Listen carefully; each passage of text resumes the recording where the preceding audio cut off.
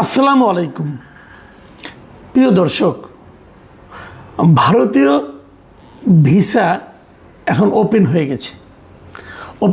মানে আগেও ছিল ওপেন, কিন্তু সেটা আগে ছিল চিকিৎসার জন্য যারা যেতে চাইতেন তাদের জন্য, এবং যারা ব্যবসায়িক কাজের জন্য যেতে চাইতেন অথবা শিক্ষার জন্য এগুলো খোলা ছিল। কিন্তু পর্যটনের জন্য ভারতীয় ভিসা এতদিন, গত 2 বছর শেখ হাসিনা সরকারের পতনের পর থেকে বাংলাদেশিদের জন্য ভারতীয় ভিসা বন্ধ ছিল।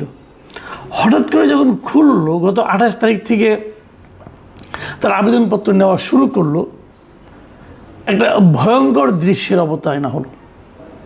এখন এই ভয়ঙ্কর দৃশ্যটা কি? দূতাবাসের যে এখানে আপনার ভিসার জন্য অ্যাপ্লিকেশন নেওয়া হয়, সেই যমুনা ফিউচার পার্ক, তার সামনে 1 কিলোমিটারেরও বেশি লম্বা লাইন। এবং প্রথম দিনে ওটা তো অনলাইনে অ্যাপ্লাই করতে হয়, প্রথম দিনেই 24 ঘন্টায় 1,40,000-এরও বেশি সংখ্যক মানুষ ভিসার জন্য আবেদন করেছে। কি বুঝলেন? আমরা গত 1.5 বছর 2 বছর ধরে একটা স্লোগান বাংলাদেশে বহুল উচ্চারিত হতে দেখেছি। সেই স্লোগানটা কি? দিল্লি না ঢাকা, ঢাকা ঢাকা। মানে আমরা দিল্লির সঙ্গে কোনো সম্পর্কই রাখবো না, আমরা ভারতের সঙ্গে কোনো সম্পর্কই রাখবো না।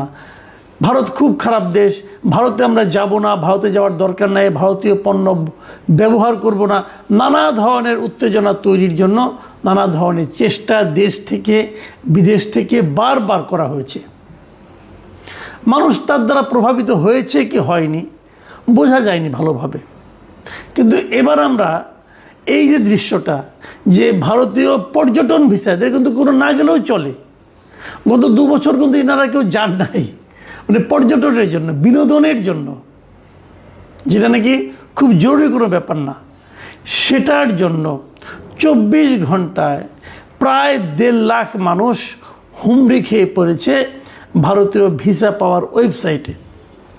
সার্ভার হ্যাং হয়ে গিয়েছিল এক পর্যায়ে। এই মানসিকতাকে আপনি কিভাবে ব্যাখ্যা করবেন? এই আলোচনাই করতে চাই। দেখুন, গত এই যে 2 বছর ভারতে তারা কোনো পর্যটন ভিসা দেয়নি, না দেওয়ার কারণে ভারতে পর্যটকের সংখ্যা দারুণভাবে কমে গিয়েছিল। আমরা জানি, বিভিন্ন তথ্যের সূত্রে আমাদের খবর যেটা আছে, ভারতে প্রতি বছর যত লোক পর্যটক যায় বিভিন্ন দেশ থেকে, তার মধ্যে সবচেয়ে বেশি লোক যায় বাংলাদেশ থেকে। কেন যায় এরা? যায় একটা মাত্র কারণ, আমি যেটা বুঝি আর কি, পর্যটকদের জন্য, যে এর চেয়ে কম খরচে অন্য কোনো দেশে বাংলাদেশের পর্যটকদের যাওয়ার সুযোগটা নাই। আমাদের দেশে 3 দিকে হলো ভারত, একদিকে সমুদ্র, আর সমুদ্রের পাশে ছোট্ট একটু দিক আছে যেটা হলো মিয়ানমারের সীমান্ত। মিয়ানমারের সীমান্ত দিয়ে পর্যটনের উদ্দেশ্যে মিয়ানমারে যাওয়া যায় না। আর এখন ওই সীমান্তটা খুবই উত্তপ্ত, ওখানে রোহিঙ্গাদের, ওখানে তারা এসেছিল, ওটা আরাকান আর্মিদের দখলে আছে, ওখানে যুদ্ধ চলছে, কিন্তু ওখান দিয়ে কেউ যায় না। তাহলে একমাত্র আমার দেশ থেকে বিদেশে যে কোনো জায়গায় আপনি যেতে চান, প্রথমে আসবে ভারত, সীমান্তটা পার হলেই ভারত। কাজেই ভারতের প্রতি একটা বিশেষ আগ্রহ মানুষের মধ্যে থাকতেই পারে, এবং সবচেয়ে কম খরচে এখানে যাওয়া যায়। আপনি যদি স্থল পথে যান, তো ভারতের যেখানে আপনি যাবেন, আপনি 1,500-2 হাজার টাকা খরচ করলে আপনি কিন্তু ভারতের এই শহর পর্যন্ত যেতে পারবেন। এখান থেকে বিভিন্ন পথ দিয়ে যাওয়া, কলকাতা দিয়ে যাওয়া যায়, এখান দিয়ে আপনার কি বলে শিলিগুড়ি দিয়ে যাওয়া যায়, ওদিক দিয়ে যদি কেউ দার্জিলিং যায় তারা ওদিক দিয়ে যেতে পারে, ওদিক দিয়ে আগরতলা যাওয়া যায়, খুব সহজেই যাওয়া যায়, খুব বেশি একটু দূরত্ব নয়। আর যদি আপনি বিমানে যান, তাহলে তো কলকাতা যেতে মানে উঠতে উঠতে বিমান নেমে যায়, মানে 40 মিনিটের বেশি লাগে না বিমানে। কাজে এটা কাছে, খরচ কম, ওখানে ভাষার সমস্যাটা কম। বাংলা ভাষা, আপনি যদি পশ্চিমবঙ্গে থাকেন বাংলায় কথা বলতে পারবেন, এর বাইরে গেলে হিন্দি, ইংরেজি। আমাদের দেশের মানুষরা বাংলার পরে হিন্দি ভালোই বুঝে, হয়তো বলতে পারে না, বুঝে। কাজেই সেটাও একটা কারণ কিন্তু হতে পারে। সাংস্কৃতিক একটা যোগাযোগ আছে, কিন্তু হিন্দি সিনেমা তো আমরা সবসময় দেখি টিভিতে। কাজে এইগুলি সবগুলি কিন্তু এক একটা কারণ হতে পারে। আবার ধরুন, ভারতের দেখার মতো অনেক আছে, ভারত অনেক বড় দেশ, যারা পর্যটনের জন্য যায় তারা যদি মনে করেন বরফ দেখতে যায়, বরফ দেখতে পারে। ভারতে দেখার মতো অনেক কিছু আছে। অনেকে কেনাকাটা করতে যায়, ঈদের কেনাকাটা অথবা বিয়ের কেনাকাটা, অনেকে ভারতে যায়। কিন্তু এই সমস্ত কারণে ভারতে, কিন্তু এইগুলো কোনোটাই কিন্তু একদম কম্পালসরি না। এটা না হলে মানুষের জীবন বাঁচবে না তা কিন্তু নয়। দেখুন গত 2 বছরে ভারতে এই পর্যটকরা যেতে পারেনি। না যেতে পারে আমাদের দেশে মানুষরা কি সব মারা গিয়েছিল? আমাদের দেশের ধরেন সীমান্তবর্তী এলাকাগুলো, আমাদের এখানে লোকজনকে ব্যবসা পাতি সব গুটিয়ে ফেলেছিল, তাও তো গুটায়নি। আমাদের মানে মানুষের মনকে খুব খারাপ থাকতো, আমি যেতে পারছি না, তাও কিন্তু নয়। তাহলে সমস্যাটা কাদের হয়েছিল? সমস্যাটা কিন্তু ওদের হয়েছিল। কলকাতায় যে এলাকাগুলিতে বাঙালিরা যে থাকে, যে নিউ মার্কেটের আশেপাশে সদর স্ট্রিট, এই যে জায়গাগুলো আছে, এই জায়গাগুলোতে গত 2 বছরে ব্যবসা বাণিজ্যের ধস নেমেছিল। এবং ভারতীয় পত্রপত্রিকায় এটা নিয়ে নানা রকম রিপোর্ট হয়েছে। 2024-25 অর্থ বছরে এই ব্যবসায়ীদের 1000 কোটি রুপির মতো ক্ষতি হয়েছিল। তাদের মুনাফা এটা হতে পারে, এটা ব্যবসাটা হয়নি। তাদের ক্ষতিটা ওদেরই বেশি হয়েছিল। শিলিগুড়িতে যারা দার্জিলিং যেত তারা জানে, শিলিগুড়ি, দার্জিলিং এই এলাকাগুলিতে বাংলাদেশি পর্যটকরা একেবারেই ছিল না, ওদের ব্যবসাও খুব খারাপ ছিল। সীমান্তবর্তী যে ব্যবসাগুলি যেখানে আছে সেখানেও ব্যবসা কিন্তু খুবই ভয়ঙ্কর রকম খারাপ ছিল। তো ক্ষতি যদি হয় তাদের হয়েছে, তো আমাদের তেমন কোনো ক্ষতি হয়নি। কিন্তু যাওয়ার সুযোগ পেয়ে এই যে হুমড়ি খেয়ে পড়া, এই মানসিকতাটা আপনারা কিন্তু চিন্তা করে দেখতে পারেন। কেন?